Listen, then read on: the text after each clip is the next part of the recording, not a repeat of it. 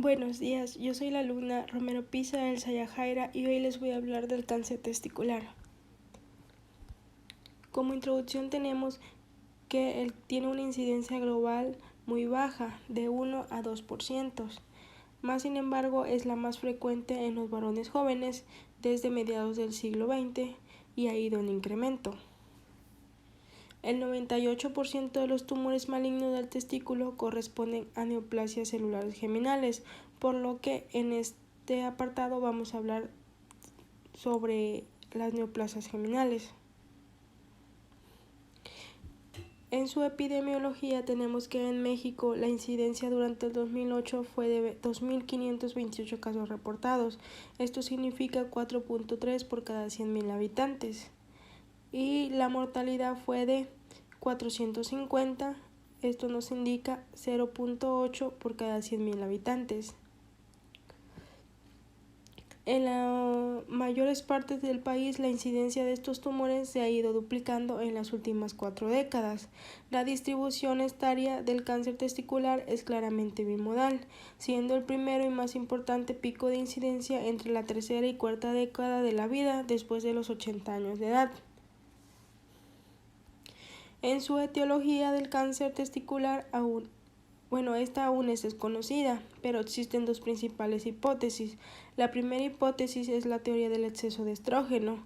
Esta plantea que esta neoplasia se origina durante el periodo embrionario, cuando por exceso de estrógeno el desarrollo de la gónada es alterado y algunas células geminales se transforman en células premalignas, las cuales entran en un periodo de hibernación hasta la pubertad, cuando por estímulos hormonales y factores aún desconocidos se convierten en cáncer testicular. Y la segunda teoría es la teoría de la nutrición infantil, que al igual parte de la presencia de las células premalignas formadas durante el periodo embrionario, estas debido a una dieta alta en calorías durante la infancia temprana, completa su transformación maligna. Lamentablemente ninguna de estas teorías puede ser probada de manera directa y su soporte depende de evidencias indirectas. En sus factores de riesgo tenemos uno de sus principales factores de riesgo es la criptoquidia, que es un testículo por arriba del anillo inguinal externo, como se lo muestro en la imagen. También otro de sus factores es el cáncer testicular, que conlleva un incremento de 2 a 17 veces en el riesgo. Otro de sus factores de riesgo es asociación familiar con incremento del riesgo entre hermanos y padres de 2 a 12 veces e hijos de 4 veces. El último de los factores fuertemente asociados es la presencia del cáncer testicular contralateral, que aumenta el riesgo de 24 a 27 veces. Otro de sus factores de riesgo también es la infertilidad y la atrofia testicular. Los tumores de las células geminales de testículos histológicamente se clasifican en dos grandes grupos: seminomatosos con un 60%, divididos en clásico con un 82%, anaplásico con un 10% y espermatocitos con un 10%, y en no seminomatosos, que incluyen tumor del saco vitelino, raro en forma pura, pero ocurre hasta 50% de los casos mixtos, coriocarcinoma en 1 a 2%, carcinoma de células embrionarias de 3 a 6% y teratoma en 3%. En su cuadro clínico, el cáncer testicular se presenta con más frecuencia como un nódulo o un crecimiento indoloro de una de las gónadas. Por lo común, la lesión tiene una consistencia aumentada o es francamente pétrea, o sea que es muy dura. Por lo tanto, el aforismo de una masa testicular sólida debe considerarse cáncer testicular hasta demostrar lo contrario clínicamente. Otro síntoma común es el dolor testicular, que puede presentarse hasta en 47% de los casos, y en 10% de esos, en el 10% el dolor es de presentación aguda. Los pacientes que tienen enfermedad avanzada, con un 33% de los casos y diagnóstico, pueden ser sintomáticos a nivel regional en un 20%, como dolor lumbar por como dolor lumbar por compresión uretera e hidronefrosis, alteraciones gastrointestinales o masas abdominales, secundarios a invasión de la cadena linfática retroperitoneales. A nivel pulmonar se pueden presentar disnea, hemoptisis, derrame pleural y con menos frecuencia metástasis a cabeza y cuello en un 10%. En su diagnóstico, si existe sospecha de tumor testicular, el estudio de imagen de lesión para corroborar el diagnóstico es el ultrasonido testicular, el cual tiene una sensibilidad y especificidad superior a 95% para identificar y caracterizar lesiones intratesticulares con frecuencia malignas y descartar extratesticulares con frecuencia benignas. Además de que se puede detectar lesiones subclínicas en la gónada contralateral. Por ultrasonido, por lo general, los tumores tienen un borde bien definido e hipoecogenicidad. Las lesiones heterogéneas y áreas quísticas sugieren una lesión de histología no seminomatosa. El diagnóstico puede ser apoyado con la medición de marcadores tumorales en sangre, debido a que el 70% de los pacientes pueden presentar elevación y la gonadotrofina coriónica humana, alfa-fetoproteína o deshidrogenasa láctica, aunque valores normales no excluyen el diagnóstico. El diagnóstico definitivo de los tumores testiculares es histológico, por lo que es necesaria la obtención del tejido para su estudio, siendo la orquitectomía radical inguinal la que cumple con los criterios oncológicos. En su etapificación, el método más utilizado para la etapificación de neoplasias malignas de testículo es el método TNMS, que es tumor ganglio metastásico en marcadores. El estudio de elección para determinar la extensión regional y a distancia es la tomografía computarizada con contraste toracoabdominopélvica, debido a que la diseminación linfática sigue patrones de drenaje establecidos y es la vía preferencial de diseminación en los tumores germinales. Bueno, aquí les muestro un cuadro de cómo se puede hacer la clasificación. Hay tumores primarios, ganglios linfáticos regionales, patológicos, metástasis a distancia y marcadores tumorales séricos. En los tumores primarios podemos encontrar la PTX, que es el tumor primario que no puede ser evaluado. También podemos encontrar la PT0, que en este no hay evidencia de tumor primario. La PTIS, que es neoplasia intratubular geminal. La PT1, que es tumor limitado al testículo y epidídimo sin invasión linfática o vascular. Puede invadir la túnica albuginea, pero la túnica vaginal no. El PT2 es tumor limitado al testículo y epidídimo con invasión linfática o vascular, o el tumor traspasa la túnica albugínica e invade la túnica vaginal. El PT3 es el tumor que invade el cordón espermático. El PT4 es el tumor que invade el escroto.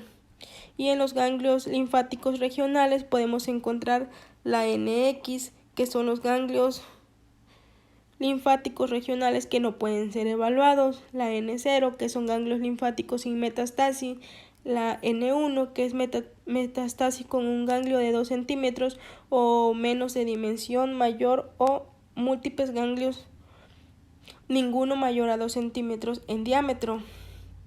La N2, que es metastasis con un ganglio de más de 2 centímetros, pero menos de 5, de dimensión mayor, o múltiples ganglios mayores a 2 centímetros, pero menos de 5.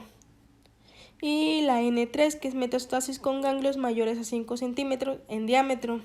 En los patológicos podemos encontrar la PNX, que son los ganglios linfáticos regionales que no pueden ser evaluados, la PN1, que son metastasis con un ganglio de 2 centímetros o menos de dimensión mayor, y 5 o menos ganglios positivos.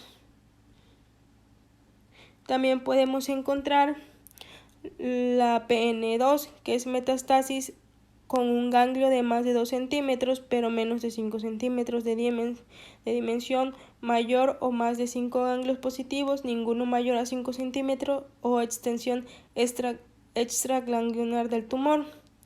Y la PN3, que es metastasis con ganglio mayor a 5 centímetros en diámetro mayor.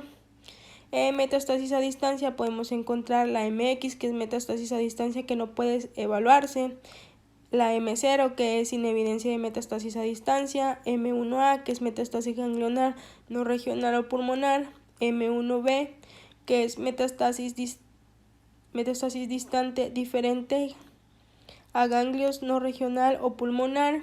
Y también tenemos los marcadores tumorales séricos, que son SX, son marcadores no disponibles o no realizados, S0, que son marcadores dentro de los límites normales, y tenemos la LS1, que es menor de 1.5, S2 1.5 a 10 y S3 mayor a 10.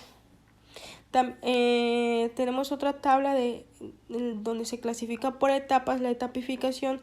Tenemos la etapa 0, la etapa 1, la etapa 2 y la etapa 3, donde la etapa 0 pues es la menos agresiva, la etapa 2, la etapa 1 y así, o sea, va aumentando el riesgo. En su tratamiento, el tratamiento inicial es la orquitectomía radical. La orquitectomía radical es una ligadura del cordón inicial a la altura del anillo inguinal interno, con resección en bloqueos del testículo y anexo hasta el anillo inguinal interno por vía inguinal. La excepción a este tratamiento es en el padecimiento con enfermedades metastásicas con riesgo de vida. Un ejemplo de esto sería una insuficiencia respiratoria, en donde la quimioterapia debe ser el tratamiento inicial. Posterior al tratamiento local, el paciente debe ser clasificado según la histología tumoral y de allí se puede, según sus particularidades de cada caso, optar por vigilancia o tratamiento activo, que podría ser un tratamiento quirúrgico, radio o quimioterapia. Y aquí les muestro el tratamiento por el que podrían optar.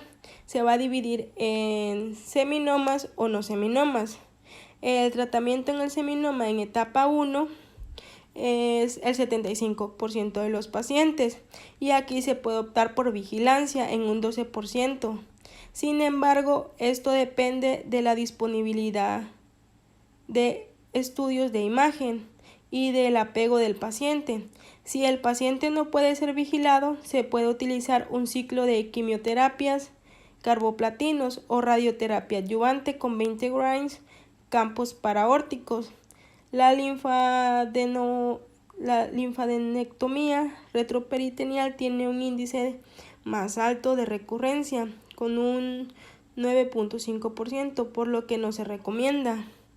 En la etapa 2A y B, el tratamiento estándar para estos pacientes es la radioterapia de 30 a 36 grains, campo paraórtico y cadena ilíaca ipsolateral, el palo de hockey.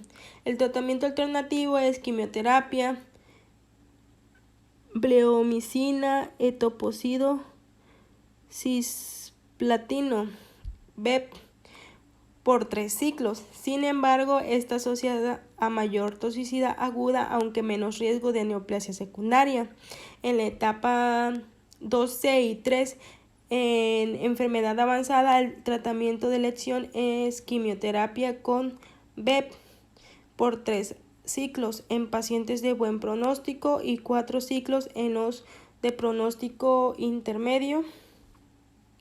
Si después de 6 semanas existen masas mayores a 3 centímetros, se debe de considerar evaluar al paciente con tomografía por emisión de positrones. Y en los tumores no seminomatosos, en etapa 1, que es un 55% de los casos, el tratamiento estándar para los pacientes de bajo riesgo es la vigilancia. Para quienes no cumplen con las características de riesgo bajo o en caso de no ser candidato a vigilancia, se recomienda que se someta a 4 o 2 ciclos de BEP respectivamente. El uso de la linfadenectomía retroperitoneal debe reservarse para casos en los que el paciente no desee vigilancia ni quimioterapia. En etapa 2A y B, en caso donde los marcadores tumorales son negativos, se puede recomendar vigilancia o linfadenectomía retroperitoneal, ya sea primaria o en casos donde el tamaño de la lesión tumoral permanece sin cambios o aumento. En caso de que los marcadores tumorales positivos, el tratamiento de elección es la quimioterapia con BEP de 3 ciclos, seguido de la resección de la lesión residual mayores a 1 centímetro de diámetro. Y en etapa 2C y 3, el tratamiento de elección para pacientes en esta etapa es quimioterapia con BEP de 3 ciclos para los pacientes de buen pronóstico y 4 ciclos para los pacientes de intermedio o mal pronóstico. Y en su pronóstico, aquí vamos a utilizar la clasificación de